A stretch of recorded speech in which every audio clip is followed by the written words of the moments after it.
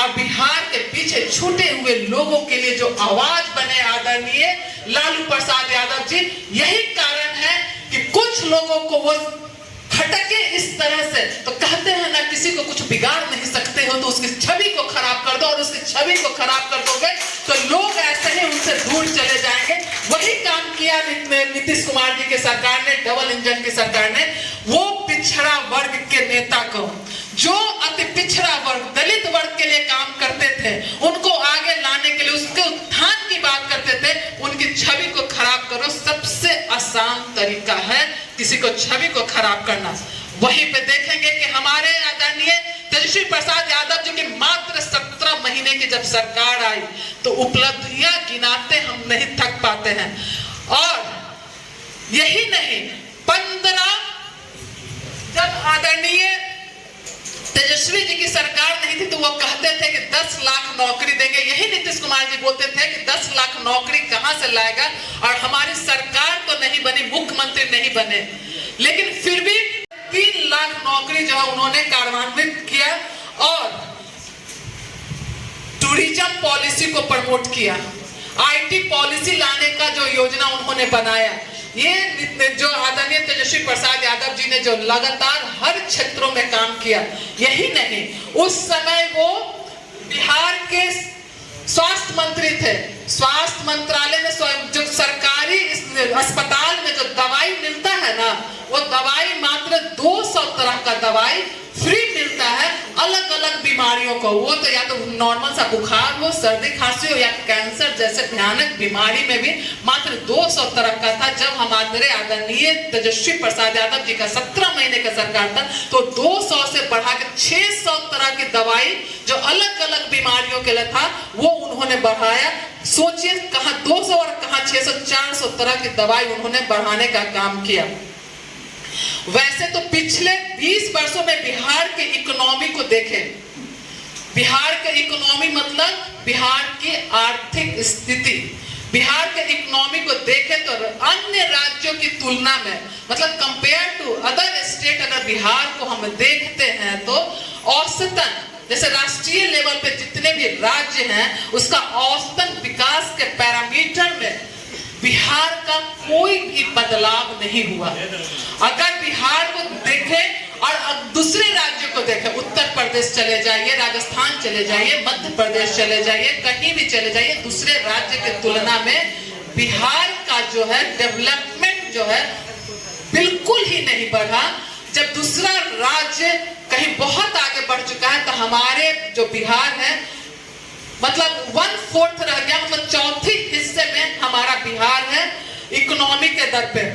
2005 में बिहार का प्रति व्यक्ति आय जो है स्मृति को दिखाता है, देश के प्रति व्यक्ति आय, जैसे पूरे देश में प्रति व्यक्ति इनकम जो है 26,000 था कब, 2005 में। उसके मुकाबले बिहार का प्रति व्यक्ति इनकम जो है 8,000 था, मतलब पूरे देश का 26,000 था तो बिहार का 8,000 था। 2024 में बिहार के प्रति व्यक्ति आय बढ़ करके 66,000 हुआ। 2024 में बढ़ करके प्रति व्यक्ति आय 66,000 बिहार का हुआ, लेकिन पूरे भारत में बिहार छोड़ करके सोच सकते हैं कि जो दूसरे जगह दूसरे राज्यों में 1,80,000 रुपए प्रति व्यक्ति इनकम बढ़ा। तो देखिएगा कि जिस समय जब आदरणीय लालू प्रसाद जी जब छोड़े थे बिहार तो उस समय पूरे देश में 26,000 था, तो हमारे यहाँ 8,000, और जब आज सब जगह पूरे देश में है 1,80,000, तो हमारे देश में, हमारे बिहार में है मात्र 66,000। तो औसतन देखिएगा कि वहां हम लोग कहां हैं, बिहार की कोई उन्नति हुई नहीं। कारण यही है कि औसतन विकास के पैरामीटर पे बिहार जो है आज कहीं ना कहीं सबसे पीछे रह गया है।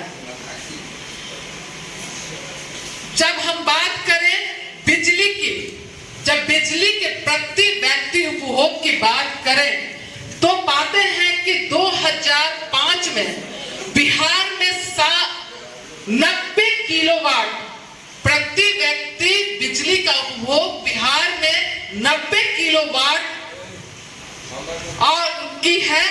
2020 में बढ़ करके ये 310 किलोवाट हो गया। और जबकि राष्ट्रीय ऑक्शन जब राष्ट्रीय तौर पे पूरे देश भर में हम देखेंगे तो पाते हैं कि डेवलपमेंट के नंबर पे नीचे से नंबर 1 और क्राइम के नाम पे ऊपर से नंबर 1। ये है बिहार की वास्तु स्थिति आज के समय के 2005 से 2025 तक। पिछले 20 वर्षों में बिहार में 85,000 हत्याएं हुई। मात्र 20 वर्षों में लगभग 3,20,000 करोड़ का कर्ज बिहार पे है। सोच सकते हैं कि अभी हमारे बिहार पे कितना का कर्ज है? 3,20,000 करोड़ का कर्ज है। बिहार कर्ज में डूबा हुआ है। लगभग 23,000 करोड़ का कर्ज वर्ष 2000 में बिहार पे था। सोचिए कि जब हमारे आदरणीय लालू जी थे तो उस समय कितना था? 23,000 करोड़, मात्र 23,000 करोड़। सोचिएगा, कंप्यूटर में ये कैलकुलेटर में जोड़िएगा कि कितना गुना ज्यादा है। जब लालू जी थे तो 23,000 करोड़ मात्र कर्ज था और आज नीतीश कुमार जी के राज्य में 3,20,000 करोड़ कर्ज है। ये है नीतीश कुमार जी का सरकार, हाँ, कुशासन की सरकार। जब हालात ये हो गया कि बिहार के, वही देखिएगा कि ये जो घोटाला इतना हुआ तो इसका ये बिहार का ऐसा हालात हो गया कि इसका खामियाजा बिहार के मासूम जनता को भुगतना पड़ा। और इसका यही कारण, इस घोटाले के कारण ही और इतना जो कर्ज लिया गया, इसी कारण से जो हमारी पार्टी का जो उद्देश्य है, एक मुद्दा है, पढ़ाई, कमाई, सिंचाई, कार्रवाई और सुनवाई, ये सब फेलियर हुआ। और ये बिहार की जनता को, बिहार की मासूम जनता को ये ठगने का काम किए हैं। अगर आपका बच्चा सबका अच्छा पढ़ाई नहीं मिल रहा है ना, तो यही काम है। नीतीश कुमार जी इतना घोटाला कर दिए हैं, देश में पैसे भी नहीं बचा है कि गरीब आदमी का बच्चा कैसे पढ़ेगा। गरीब आदमी, सरकारी स्कूलों की जो व्यवस्था ठप होने का कारण है, क्योंकि ये तो डबल इंजन की जो सरकार है, ये अमीरों की सरकार है। अमीर क्या, खूब अमीर बनाना है, गरीब को गरीब बनाना है।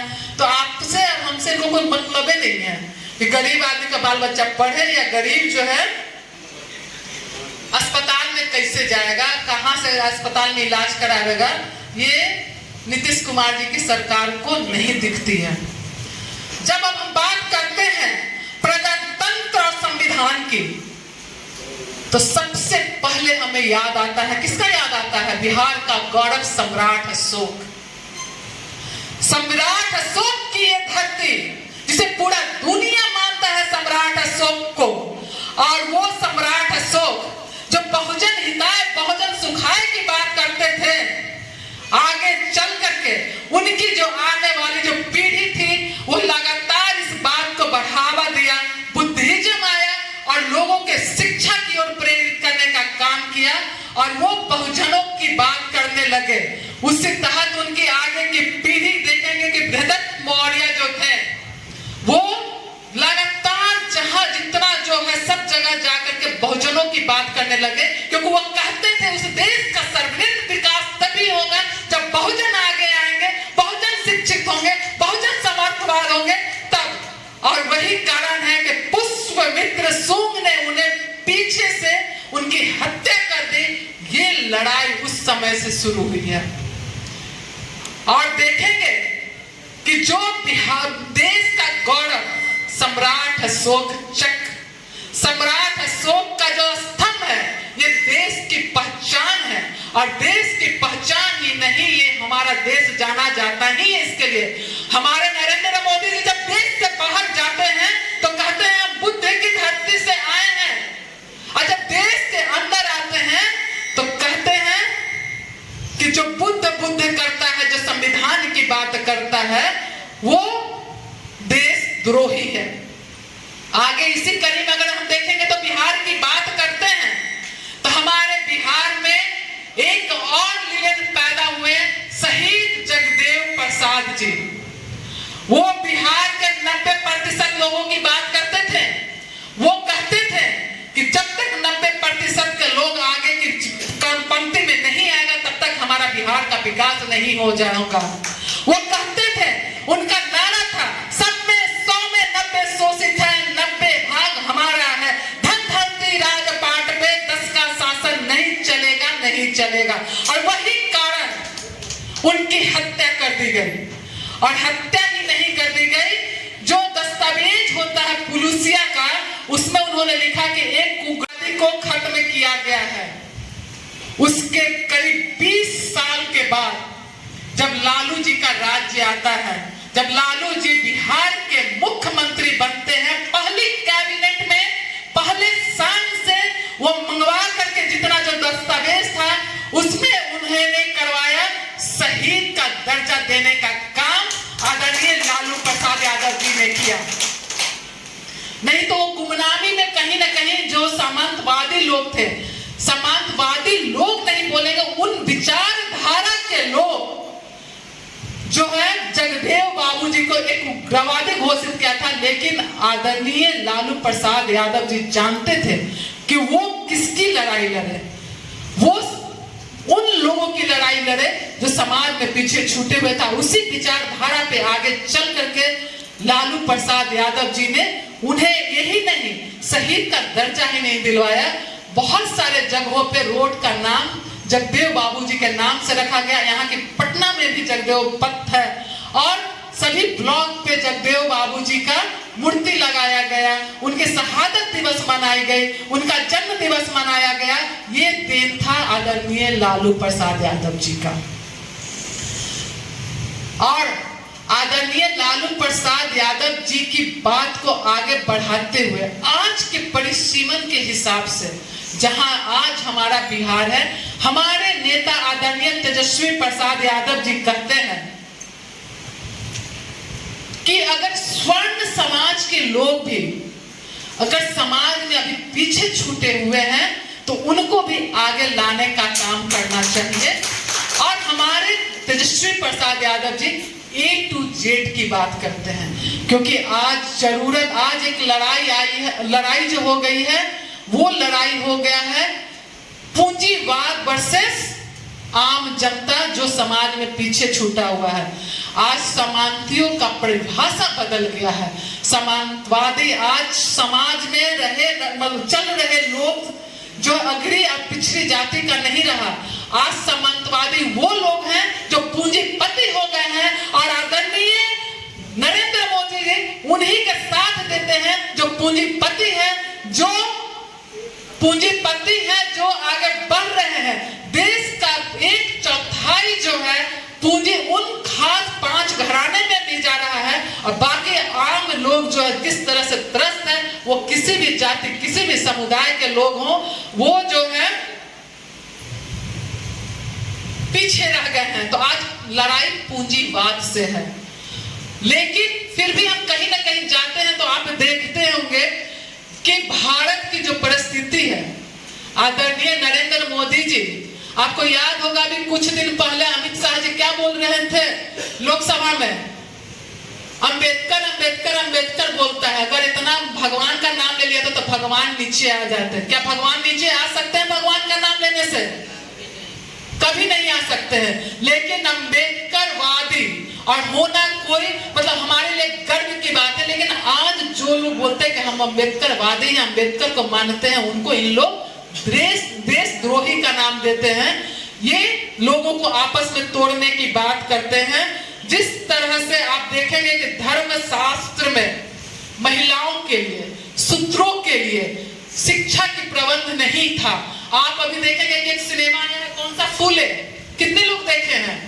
हम आपसे कहना चाहेंगे कि आप लोग जरूर देखिए और देखिए कि समाज की, आपकी वंचित समाज की महिला कैसे एक लड़ाई लड़ी आज से 150 साल पहले, जो कि आज जो मधु मंजरी यहाँ बोल रही है, देश की प्रधानमंत्री बनी महिला मुख्यमंत्री बन रही है, पायलट बन रही है, इंजीनियर बन रही है, डॉक्टर बन रही है, और वो महिला जो पढ़ रही है वो देह है सावित्रीबाई फूले और ज्योतिबा फूले का। और उनका विरोध कुछ सामंतवादी जो सोच के लोग हैं, महिला विरोधी सोच के लोग हैं। हम ये नहीं